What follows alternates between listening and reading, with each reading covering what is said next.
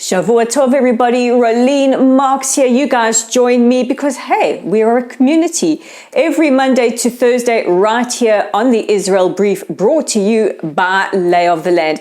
I hope you guys enjoyed our trip down south on Thursday. Obviously, I couldn't show you all the places I went to, some due to security clearance and others also just to respect the sanctity of the place that we went to. But good to be back in studio to bring you your top stories. We are day 157 of Israel's war with Hamas, which started, of course, with the atrocities on the 7th of October.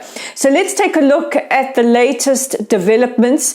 And at the request of the Foreign Minister, Israel Katz, the United States, the United Kingdom, and France filed a request for an emergency session of the United Nations Security Council to specifically address the issues and the UN report on sexual violence that was committed against Israeli women and girls on the 7th of October and still is perpetrated against our hostages that have been held hostage now for 157 days.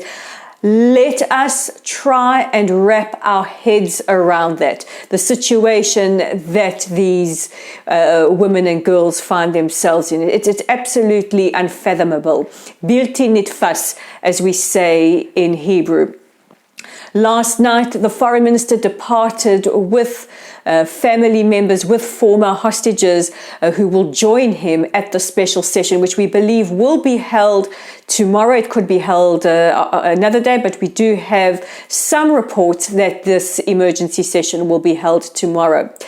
Prime Minister Netanyahu held this, saying that this is absolutely unprecedented.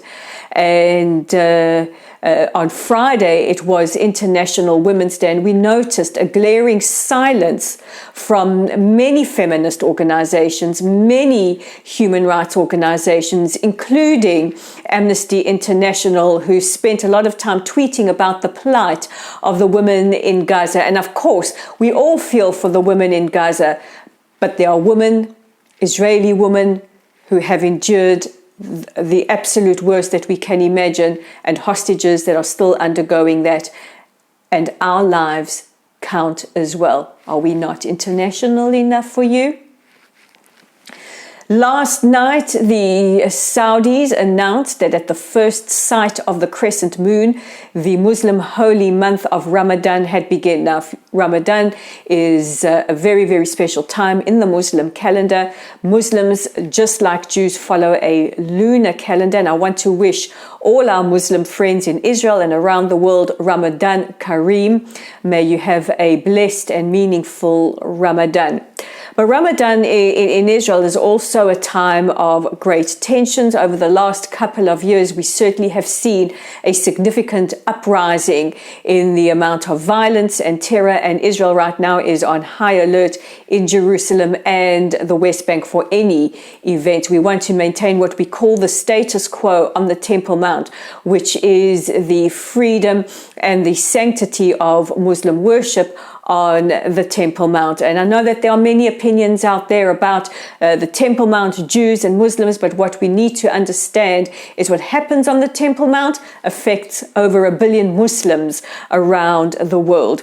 Now, yesterday, Israeli police arrested 13 Palestinians believed to be plotting to commit a terror attack on behalf of Hamas against Israeli civilians. And they were actually found out by documentation that had been found by our soldiers in the Gaza Strip. So throughout this month of Ramadan, this holy month of Ramadan, Israel and Israelis will be feeling an extreme sense of unease because of the history of violence that has happened during this time.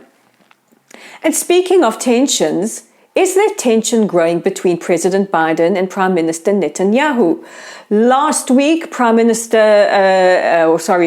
Biden gave his State of the Union address. He was accompanied by the families of hostages and released hostages, including Mia Shem. There's a lovely interview with her on I-24 News. And he did address the issues of humanitarian aid, saying that Israel can't use it as a bargaining chip. But he also reiterated Israel's right to defend herself and defeat Hamas. And he said, we all call for a ceasefire that will allow the hostages to be released. I want to clarify the issue of ceasefires because Hamas has turned down 4 ceasefires put forward now. So all these people yelling in the streets going ceasefire now, all these virtue signaling celebrities at the Oscars last night, Hamas have been given 4 opportunities. They've turned them all down.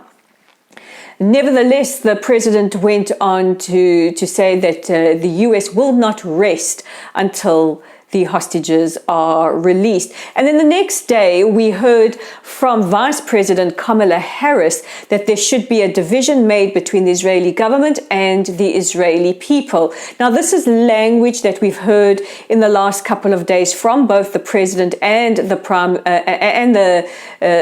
vice president. President Biden yesterday saying that Prime Minister Netanyahu is doing Israelis a great disservice with his plans for Gaza, and that an Israeli push or offensive into Rafah would be a red line. The Prime Minister responded by saying that the majority of Israelis support his policies.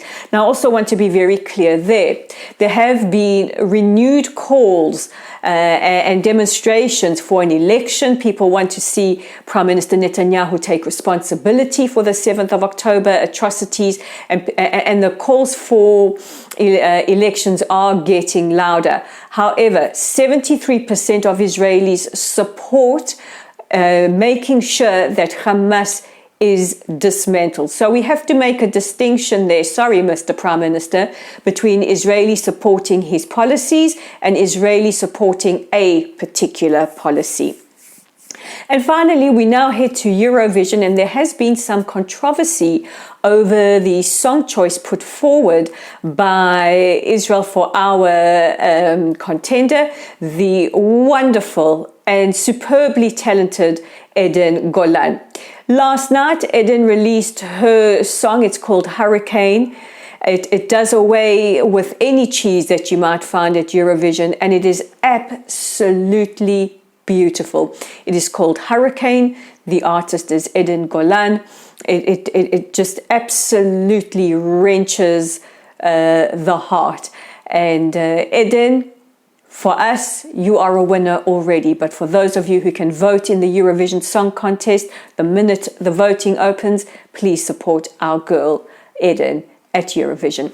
And that brings me to the end of today's edition of the Israel Brief. Don't forget to check out our website at www.layoftheland.online. As always, we're on Facebook at Lottel's site, YouTube at the Israel Brief if you like us, subscribe, and on X at Lay of the Land 5. I'm Rolly Marks. I'll catch you guys tomorrow. Take care of yourselves and, very importantly, of each other. Bye for now.